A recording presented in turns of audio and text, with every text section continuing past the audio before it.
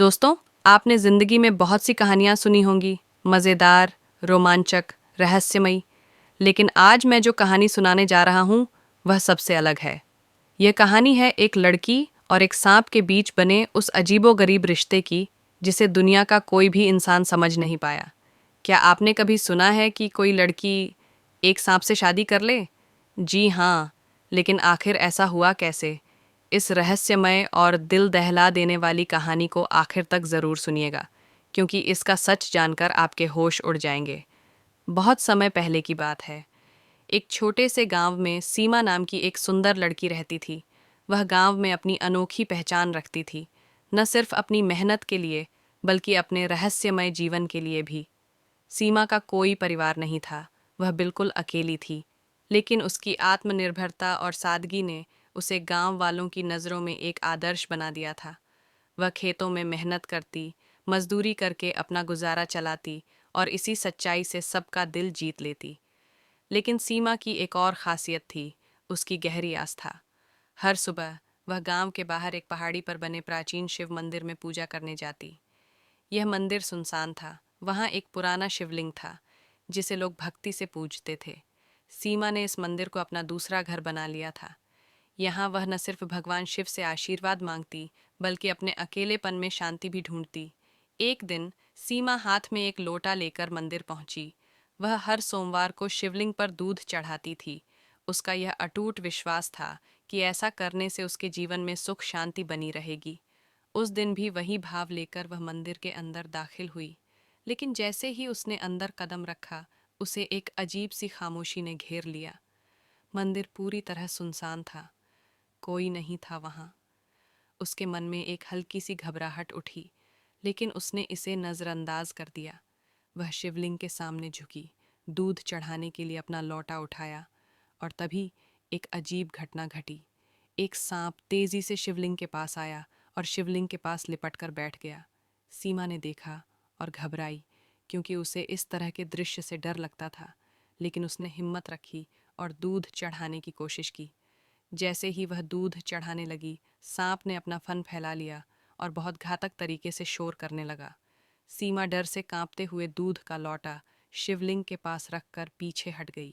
सांप ने तुरंत दूध पिया और फिर धीरे धीरे शिवलिंग से नीचे उतर कर चला गया। सीमा हैरान और भयभीत थी, लेकिन उसने शिवलिंग के सामने हाथ जोड़कर पूजा की और दूध का लोटा उठाकर मंदिर से बाहर निकल गई। अगले सोमवार को वह फिर वहीं सब करने आई। इस बार भी वहीं सांप आया और दूध पिया। यह सिलसिला कई हफ्तों तक चलता रहा, और हर सोमवार वही सांप शिवलिंग पर बैठकर दूध पीता था। एक दिन सीमा मंदिर नहीं जा पाई। इस बार वह खेत में काम करने गई थी। खेत में काम करते समय एक सांप ने उसके सामने आ गया। वह डर गई, लेकिन वह सांप चुपचाप वहां से चला गया। फिर शाम के वक्त खेत से काम करके सीमा घर लौट रही थी कि तभी अचानक एक सांप ने उसका रास्ता काट दिया। सीमा सोचने लगी, तभी उसे एहसास हुआ कि शायद यह सभी घटनाएं एक संकेत है कि वह मंदिर में जाना भूल गई है।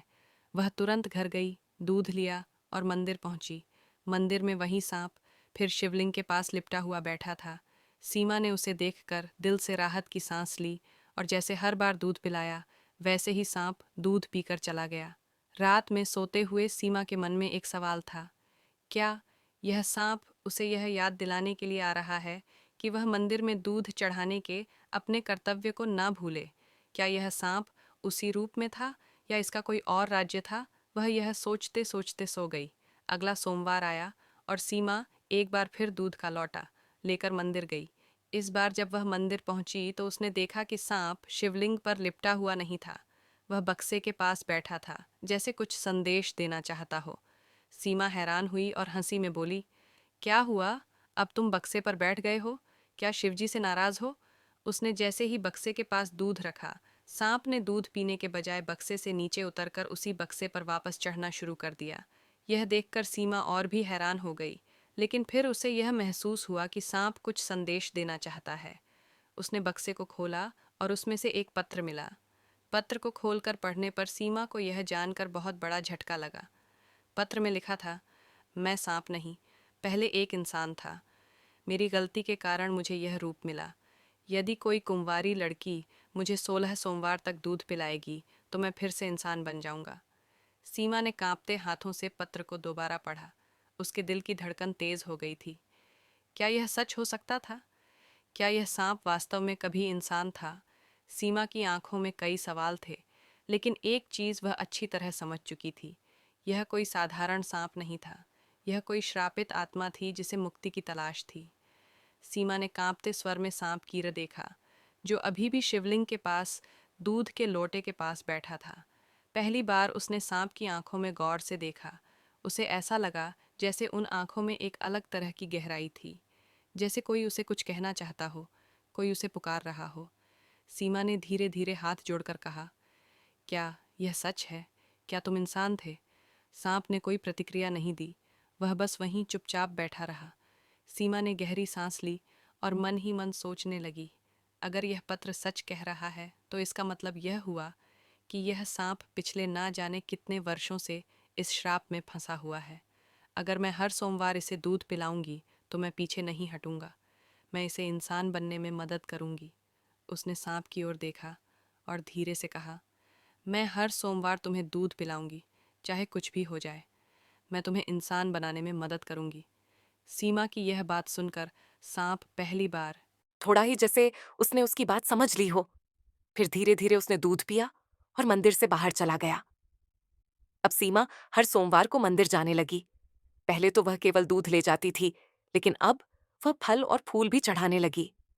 उसे ऐसा महसूस होने लगा था कि यह सिर्फ एक सांप नहीं था, बल्कि कोई ऐसी आत्मा थी जो इंसान बनने के लिए तरस रही थी। धीरे धीरे सीमा और सांप के बीच एक अनोखा रिश्ता बन गया। पहले जहां सीमा सांप को देखकर डरती थी, अब उसे देखकर उसे डर नहीं लगता था। वह उसके सामने सहज महसूस करने लगी थी। कई बार सीमा खेतों में काम करने जाती तो उसे ऐसा लगता कि कोई उसके आसपास है। जब वह ध्यान देती तो देखती कि वही सांप पास ही कहीं पड़ा हुआ है। वह उसे कोई नुकसान नहीं पहुंचाता, बस उसके साथ साथ चलता। सीमा मुस्कुराकर कहती, तुम अब मेरे पीछे पीछे क्यों आते हो? कहीं मुझे देखकर डर जाओगे तो नहीं? लेकिन सांप हमेशा चुपचाप बस उसकी तरफ देखता रहता। धीरे धीरे गांव के लोगों को भी यह बात समझ में आने लगी कि सीमा मंदिर में हर सोमवार जाती है और किसी सांप को दूध पिलाती है। कुछ लोग इसे अच्छा मानते थे तो कुछ लोग डरते थे। एक दिन गांव की कुछ औरतों ने सीमा से पूछा, तू हर सोमवार मंदिर में जाती है और एक सांप को दूध पिलाती है, तुझे डर नहीं लगता? सीमा मुस्कुराकर बोली, डर किस बात का? वह सांप मुझे कभी नुकसान नहीं पहुंचाता। शायद भगवान शिव ने ही उसे मेरे पास भेजा है। औरतों ने सिर हिला दिया और बोली, भले ही वह अभी कुछ नहीं कर रहा, लेकिन याद रखना, वह एक सांप है। अगर उसने तुझे काट लिया तो सीमा को उनकी बातों से फर्क नहीं पड़ा। वह जानती थी कि यह कोई साधारण सांप नहीं था और उसे किसी भी हाल में अपने निर्णय पर अडिग रहना था। अब 12 सोमवार बीत चुके थे। सीमा को लगने लगा था कि यह सांप अब उस पर पूरा भरोसा करने लगा है। कभी कभी जब सीमा थक कर खेत में बैठ जाती तो सांप पास ही कहीं लेटा रहता। यह देखकर कई बार कुछ मजदूर डर जाते और भाग जाते, लेकिन सीमा कभी नहीं घबराई। वह अब खुद को सांप के और करीब महसूस करने लगी थी। उसे लगने लगा था कि यह सांप उसका सच्चा साथी बन गया है। वह अब उसे सिर्फ एक श्रापित प्राणी के रूप में नहीं देखती थी, बल्कि उसकी तकलीफ को महसूस करने लगी थी। एक रात सीमा अपने घर के बाहर बैठी थी। वह आकाश की ओर देख रही थी। चांदनी रात थी, ठंडी हवा बह रही थी, लेकिन उसके मन में कई सवाल थे। आखिर उसने कौन सी गलती की थी? कौन था वह इंसान? क्या वह सच में बदल सकता है? और अगर बदल भी गया तो क्या फिर कभी मुझसे मिलेगा? वह यही सोच रही थी कि तभी उसे अपने पैरों के पास कुछ महसूस हुआ। उसने नीचे देखा, वहीं सांप धीरे धीरे उसके पास आकर बैठ गया था। सीमा ने गहरी सांस ली और हल्की हंसी के साथ कहा, तुम्हें भी अब मेरी आदत पड़ गई है ना सांप? बस शांत बैठा रहा। अब सिर्फ 4 सोमवार बचे थे। सीमा हर सोमवार और ज्यादा श्रद्धा के साथ मंदिर जाती। अब वह दिन आ रहा था जब 16 सोमवार पूरे हो जाएंगे। सीमा के मन में एक अजीब सी बेचैनी थी। क्या सच में यह श्राप टूट जाएगा? अगर यह सच में इंसान बन गया तो क्या यह मुझे पहचान पाएगा? क्या वह मुझसे दूर चला जाएगा?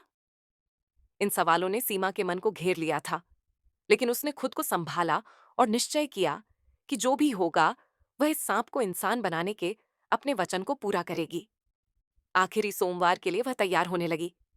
इस बार वह केवल दूध ही नहीं, बल्कि कुछ फल और पुष्प भी ले गई। सीमा की धड़कनें तेज थीं। मंदिर का वातावरण शांत था, लेकिन उसके भीतर एक अजीब सी बेचैनी थी। आज आखिरी सोमवार था, जिस दिन वह इस श्रापित आत्मा को मुक्ति दिलाने वाली थी। क्या सच में कोई चमत्कार होगा? क्या यह सांप इंसान बन पाएगा, या यह सब बस एक भ्रम था? शिवलिंग पर लिपटा सांप वैसे ही स्थिर पड़ा था, जैसे हर सोमवार को होता था। सीमा ने कांपते हाथों से दूध का कटोरा उसके सामने रखा और धीरे से कहा, आज आखिरी सोमवार है। अगर पत्र में लिखी बातें सच हैं, तो आज तुम्हें अपने असली रूप में लौट आना चाहिए। सांप धीरे धीरे दूध पीने लगा। सीमा की आंखें उसे अपलक निहार रही थीं। मंदिर की घड़ियाल बज रही थी। वातावरण में एक अद्भुत ऊर्जा थी। तभी अचानक मंदिर के दीपक की लौ तेज हो गई, जैसे कोई शक्ति वहां उपस्थित हो। हवा का झोंका मंदिर के अंदर गूंज उठा और सीमा को महसूस हुआ कि कुछ अलौकिक घटित होने वाला है। जैसे ही सांप ने दूध खत्म किया, उसके शरीर में हलचल होने लगी। उसकी आंखों से एक अलग तरह की चमक छलकने लगी थी। मंदिर में मौजूद कुछ अन्य श्रद्धालु यह दृश्य देखकर भयभीत हो गए और धीरे धीरे बाहर जाने लगे। अचानक सांप के शरीर से एक हल्की रोशनी निकलने लगी। उसका शरीर कंपन करने लगा और उसके चारों ओर एक दिव्य आभा फैल गई। सीमा स्तब्ध थी। यह कोई सामान्य घटना नहीं थी। तभी सांप धीरे धीरे मंदिर के फर्श पर लेटने लगा और उसका शरीर एक उज्जवल प्रकाश में बदलने लगा। सीमा अपनी जगह खड़ी रह गई। उसकी आंखों के सामने एक अलौकिक दृश्य घटित हो रहा था। कुछ ही क्षणों में सांप पूरी तरह प्रकाश में समा गया और वहां एक युवक प्रकट हुआ।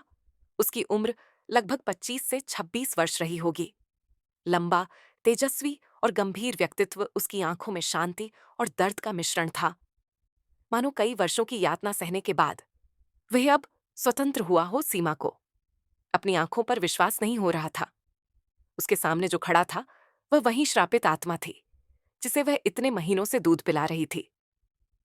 युवक ने धीमी आवाज में कहा, सीमा, तुम्हारा धन्यवाद।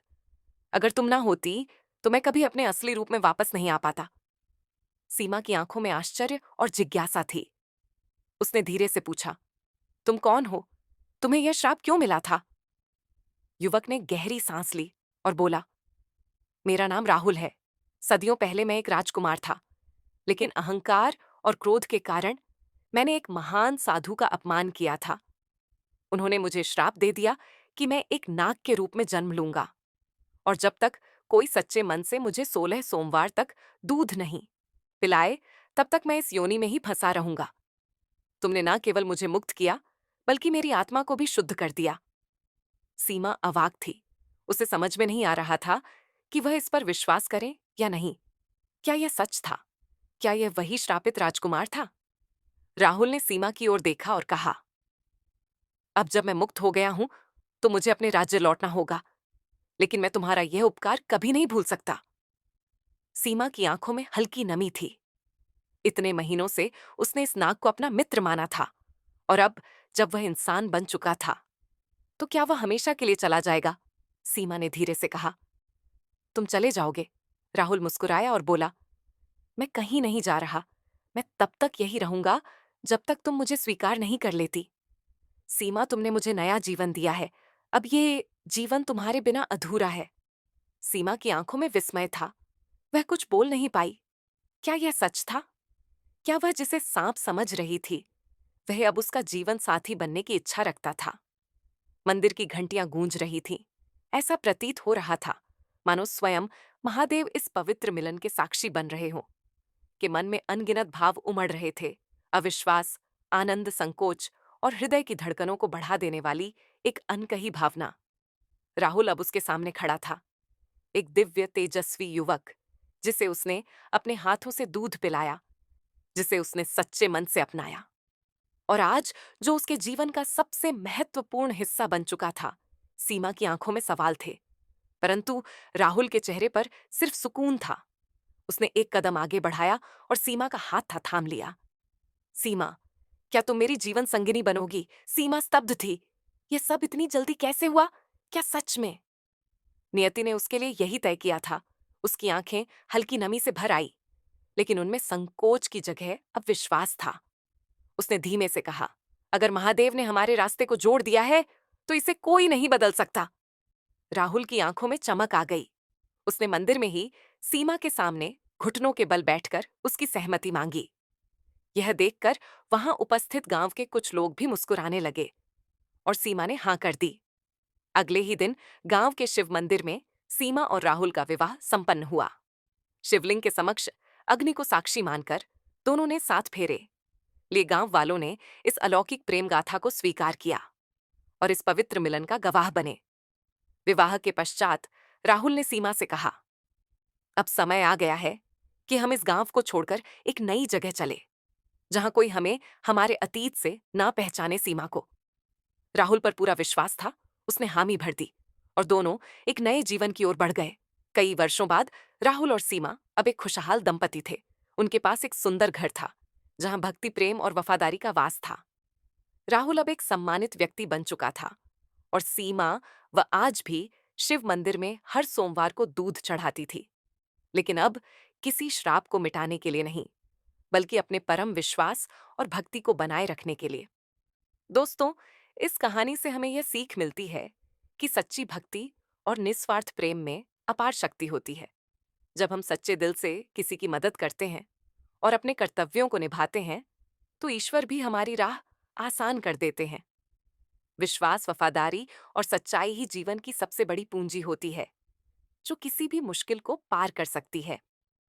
अगर आपको यह कहानी पसंद आई हो, तो इसे लाइक और शेयर जरूर करें और ऐसी ही प्रेरणादायक कहानियां सुनने के लिए हमारे YouTube चैनल को सब्सक्राइब करें।